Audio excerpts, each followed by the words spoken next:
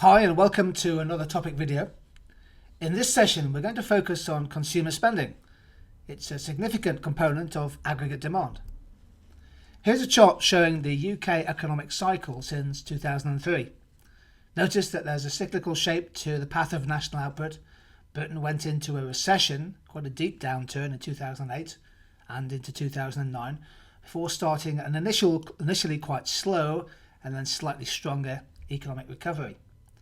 Now, to understand the cycle, it's incredibly important to understand consumer spending on goods and services, because consumption is by far and away the biggest single component of aggregate demand.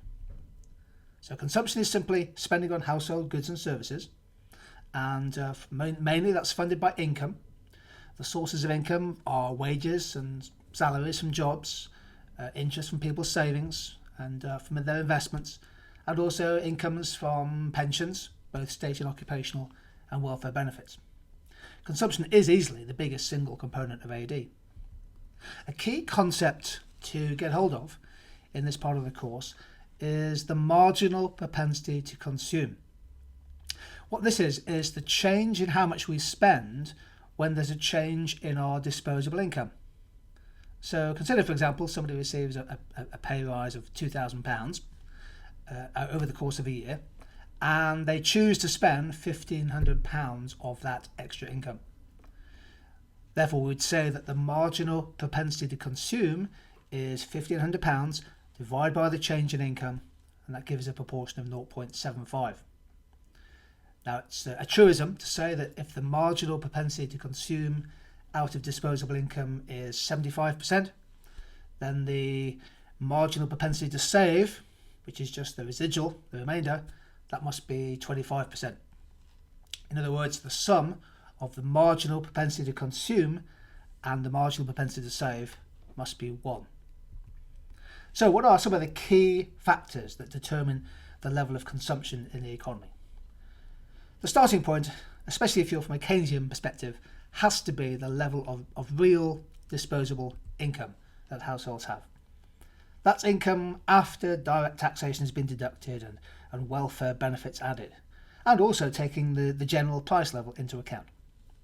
This is the major determinant of consumption, and we would normally expect to see a positive or a direct relationship between real disposable income and consumer spending.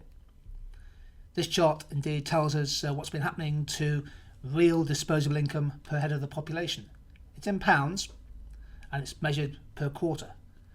For the first part of the last decade, real incomes were increasing quite significantly, and that was a key factor causing consumption to grow strongly.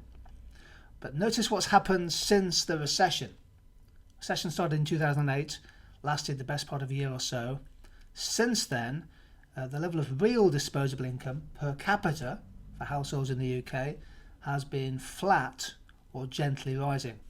It's been a tough 7 or 8 years for living standards for millions of people. A second key factor is linked, and that must be the level of job security. So when the labour market is doing better, when unemployment is falling and there are more jobs and vacancies, then consumer confidence will tend to grow, and hopefully the incomes of people in work will be rising. The annual pace of change of wages, for example, might pick up. A third key factor is wealth, household wealth. Wealth is effectively the market value of the assets that you own. And there exists normally a positive relationship between wealth and consumption. The main components of wealth include property and savings, perhaps in the form of shares, and normally an increase in the value of those assets should lead to a positive wealth effect, including maybe an increase in consumption. So that's something to look out for. House prices would be a major part of most people's wealth, but not all. Of course, many people rent their homes.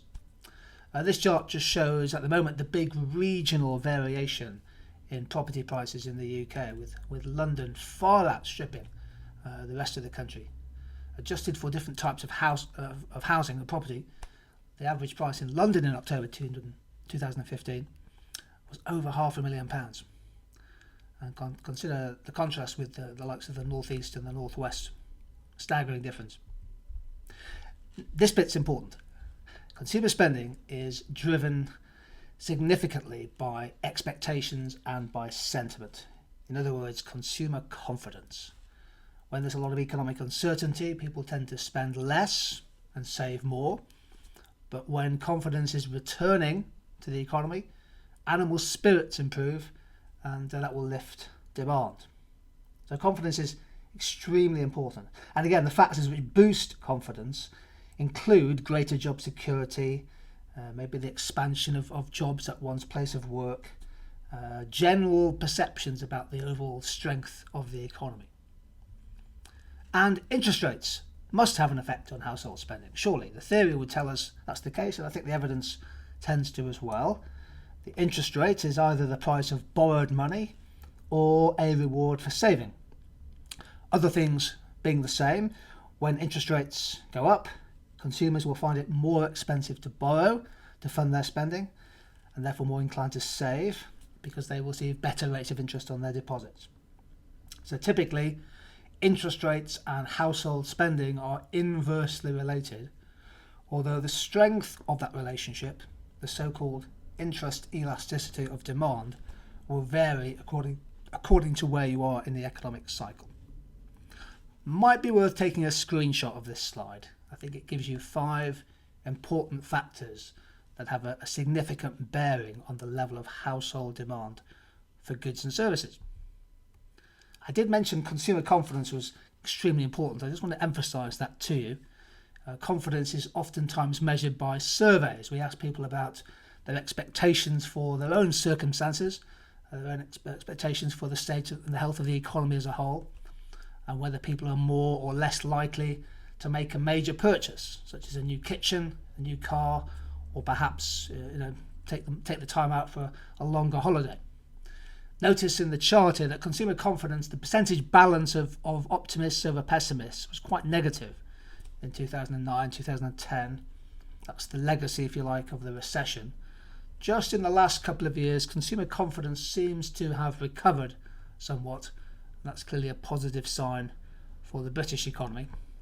And here are some of the key factors which we've touched on, which affect consumer confidence. The growth rate of the economy, the level of household debt is important, what you've got left to pay off on your credit card and your mortgage, rate of unemployment, and obviously trends such as property prices. Consumer confidence, another phrase for that is animal spirits, and it's quite important when it comes to understanding consumption. A word on interest rates. Make a distinction, of course, between the base rate of interest set by the Bank of England. Hasn't changed much since 2009, 0.5%. And another key interest rate is the mortgage rate, the effective mortgage interest rate on a household loan. And again, you can see that since 2009, that's come down quite a bit. The average mortgage now is around 3%. And that, if the mortgage rate goes down, that means that homeowners are paying less interest each month on their loan, which gives them, of course, more effective disposable income to spend on other items. Finally, a word very quickly about the savings ratio. This chart's quite interesting. Well, all charts are interesting, but this one is particularly interesting. It shows the annual change in household spending in the histogram there, the red bit, and you can see that 2009 was unusual. Consumer spending normally increases most years. But notice what happened to the savings ratio in 2009. It went right up, shot up from 6% of disposable income to nearly 12%. That was the collapse in animal spirits. That was the fall in consumer confidence. That was the increase in job insecurity, prompting people to save more. Now, since then, the savings ratio has fallen, partly because confidence has been returning, but also because incomes have been fairly flat, as we saw from a previous chart. But household bills and other general costs and expenses and things have been rising for many families. So there's some evidence that people have been reducing their savings to maintain a steady growth of consumption. I'll leave that for you to decide whether that's a sustainable development in the economy. But I think the point to take from this slide, if you're looking to take a screenshot, is that when the savings ratio goes up, people are nearly always spending a little less because they're fearful of the economic circumstances. Now, here are some key terms some of which we've mentioned in this little revision tutorial: disposable income, unemployment, interest rates. If you want to look at put some key terms into your revision notes, just press the pause button and fire away. We've looked at some factors today which affect consumer spending on goods and services. Hope you found this session useful. Check out our YouTube channel for more videos, and of course our website. Great to see you. Hope to meet up again sometime soon.